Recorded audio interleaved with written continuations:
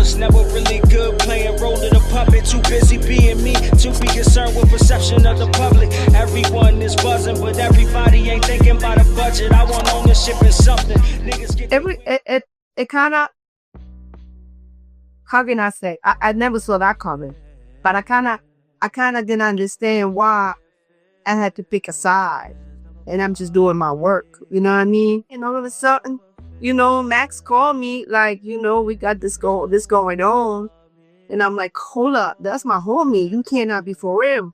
And then basically we had a conversation, me and Jim. Like he made me pick a side. But at the time, it was more like survivor of the fittest. You know, it was a time in my life where I had to make some shit happen, you know? So I let the business guide me. And my business took me to where, you know, who's out. And I'm not trying to go over there, you know, let him do what he do. Right. Everything is probably, you know, on 100 right now. You know what I'm saying? So, but for those who may not know, can you give them a rundown of who you are, who you work with? You know what I mean? So they can know exactly who DJ Lazy K is. Okay, first of all, for those who be calling me bro, Lady DJ Lazy K, the mixtape queen. And I go back to the days when we started with Wu-Tang Clan, Jay-Z. Shout outs to the whole Rockefeller over there. They give me a platform to run the streets with our music. Made state property happen, you know what I mean? Dipset was like one of my majors too, you know what I mean? So that's how the whole thing kind of started. And then, you know, messing around on one of them Jim Jones videos, you know, he invited me, showed me some love. Shouts to Joel's camera, the whole era. I was heavy with the mixtapes. He was like, yo, come get in this video. Baby girl. If I would have dick say her. I was in that video like real quick, you know what I mean? And then all of a sudden, it's like, what's going on in that men's bathroom? It's like a whole bunch of dudes in there, like just, I'm like, hold on. And there was Max B in the men's bathroom. And I'm like, hold on. I'm the mixtape queen. I gotta get it there. I gotta get those bars. You know what I mean? I gotta pee right here. So that's how I met him. Spitting them bars. So what time I got in the men's bathroom? But don't tell me I ain't gonna lie. Yeah, I'll be there all day with that. But it was work. Well, people work. Listen, I understand you're from a different era where, for those who may not know, you know, she a real DJ. We ain't talking about people, you know, we're in the industry now. People got DJ attached to their name. They ain't never touched no turntables. But you, on the other hand, nah, man, I ain't want some money. Like, come on, bring me some cash. We battled on the 1200s. Like, I'm ready. Like, come on now. Official, you know what I mean? Verified. So, you know, when you initially met Max, did you see what everyone seen initially when you met him? Me and him like late, like we just automatically, he looking at me like, who is this lady walking in the, you know what I'm saying? Like he saw my hunger for the music. Like he saw that lightning in my eyes. Like, I'm ready to put your shit out. Like, come on now. So all that time, everything was cool. You know, me and Jim, I put a lot of Jim music out and everything. Like, that was my friend. That's my friend still. But I don't know how he feel about me after this whole thing. But yeah, like, I was just going to work for everybody. Like, I don't discriminate.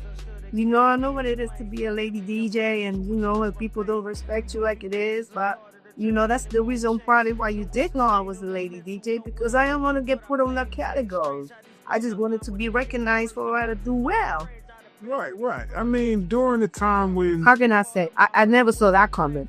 But I kind of didn't understand why I had to pick a side. And I'm just doing my work. You know what I mean? Right. So, I mean, Max was in San Diego, and he was already kind of like, we just dropped the first $1 Million Baby, and it was already going ham in the hood. Like, it was like people was buying them CDs, like, you know, what's up? They said, can you bring me some more? Run it up. So I was over there like doing me, and all of a sudden, you know, Max called me like, you know, we got this going on. And I'm like, hold up, that's my homie. You cannot be for real. And then basically we had a conversation, me and Jim. Like he made me pick a side. But at the time, it was more like survivor of the fittest. You know, it was a time in my life where I had to make some shit happen, you know? So I let the business guide me. And my business took me to where Max was at. So with that being said, they told me that not to worry, that they got my back. And around that time, it was none of these people that you see right now. So I had to kind of like get my cojones and go out there in the world, like maybe something's gonna happen to me, you know? But nobody had the cojones. I did. All right, man. That was DJ Lazy K, man, speaking on Max B and Jim Jones, their situation, everything that led to her historic run with Max B, starting with that $1 Million Baby mixtape, and you know, her basically kicking down doors in the game for female DJs. And she stated that it seems as if Jim forced her to choose sides, right? You know, you got to pick, you got to choose. And my whole thing is, if Max was your artist, why did you fight so hard, right? When there's a disagreement, there's a discrepancy, things are going on when it comes to publishing, the way that the deal is structured, sitting back and helping somebody write songs. And basically, it's kind of like you starved your artist and they caught an attitude when your artist, you know, decided that they were going to fight back no matter what the situation was, right? So there's that. There's also the fact that the bail situation and what happened with the money that, or the amount of money that Jim put up, and what Max had to give up to get that. If he was basically signing over his publishing to get bailed out, that's your artist. It's an investment, right? So it couldn't have been there, hey, listen, for 5 years I'm gonna grab his publishing, but he kind of screwed the man. So I just think that was foul, right? But like you said, he was taught the business that way, and he basically was learning from himself being screwed up, which I don't agree with those methods, man. If you know better, you should do better, right? But even with the Lazy K situation, she stated how she worked with multiple, like, Rockefeller artists, Dipset artists. Like, she was up and down NYC working with people, hosting mixtapes, and just going on her own historic run. And she's happy that Max is home just like anybody else. So with that being said, it's like, man, look, everybody is excited that this gentleman is home. You know, he's out and about. It's not like, oh, he's not taking time. It sounds like, they say when a lot of guys go to prison, you don't have nothing to do in there but think.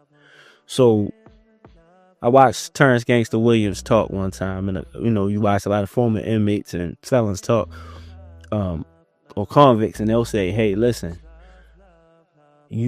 what I'm gonna do when I get out, I'm not trying to come back in here. Listen, this the plan. It's that sometimes you don't have the resources. Well, Max is one of those individuals that clearly has the backing, the resources, people that's gonna make sure he's not gonna end up back in there. So he just got to do his part, come home, work. So we've seen him out and about doing this thing. He's already performed. He's spending, the bread at the Gucci store.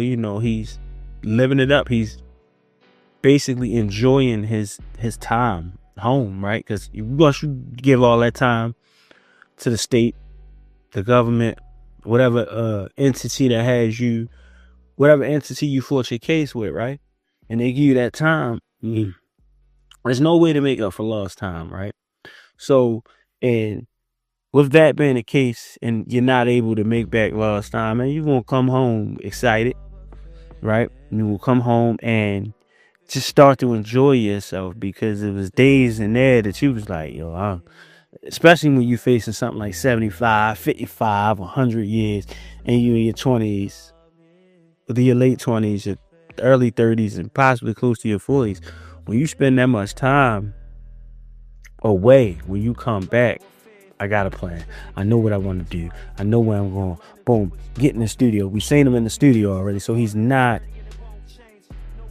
shitting on the pot, basically. So at the end of the day, man, Yo gonna do his thing, and people are coming out. They're doing interviews. They're speaking out.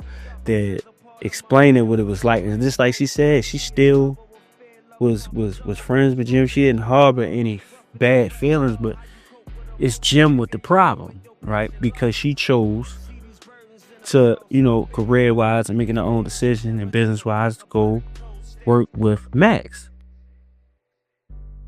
And they went on that run, and it seems to have made Jim Jones mad. I just don't understand it, right? Because if you have an issue with someone, that don't mean you have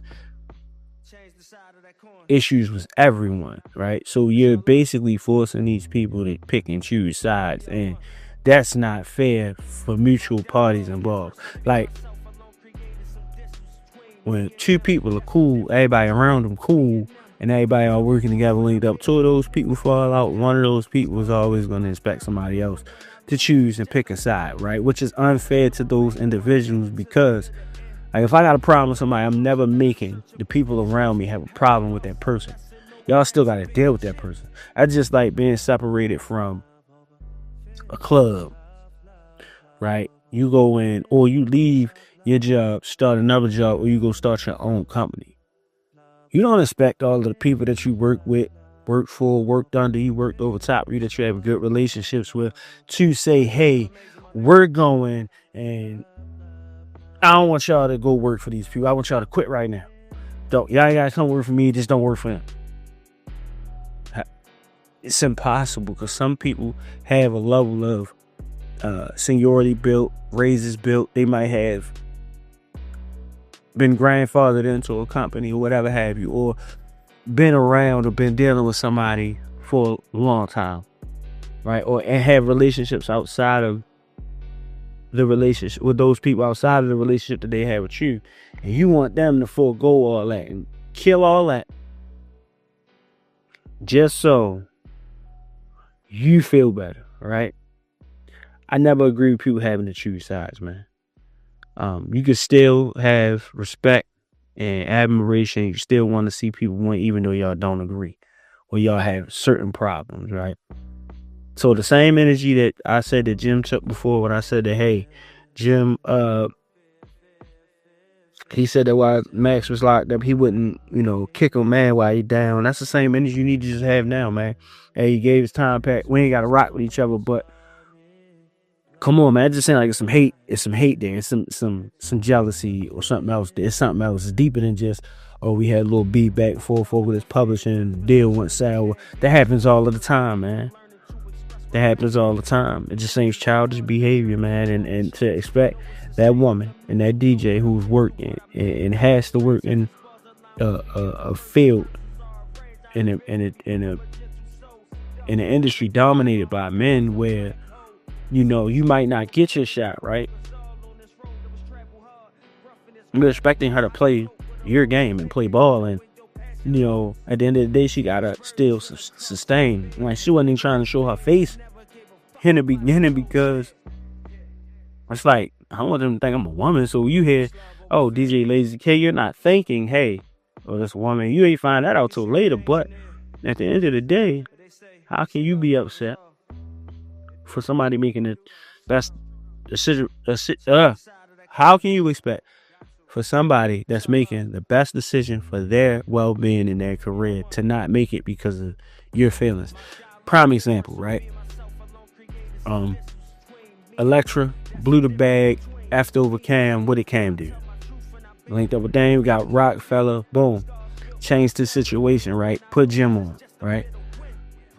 The Rockefeller split and stuff started happening, it was internal turmoil and things like that. What did Jim do? Boom, we'll go ahead, branch off, start this bird gang with Koch, right? So to be upset with Max for wanting his publishing, branching off. Yo, I ain't rocking with him no more, doing his thing.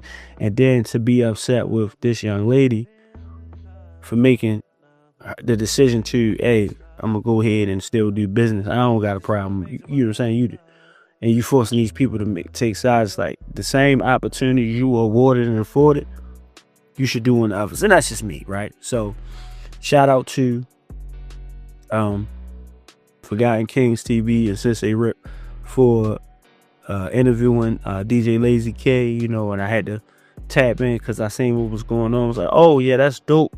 You know, an individual who was kind of like not on the inside of the label and things like that, but on the outside, kind of just being neutral and being a part of all those individuals' career and being able to speak and say, hey, listen, this is how this went. This is, you know, that was dope. So shout out to everybody, you know, peace.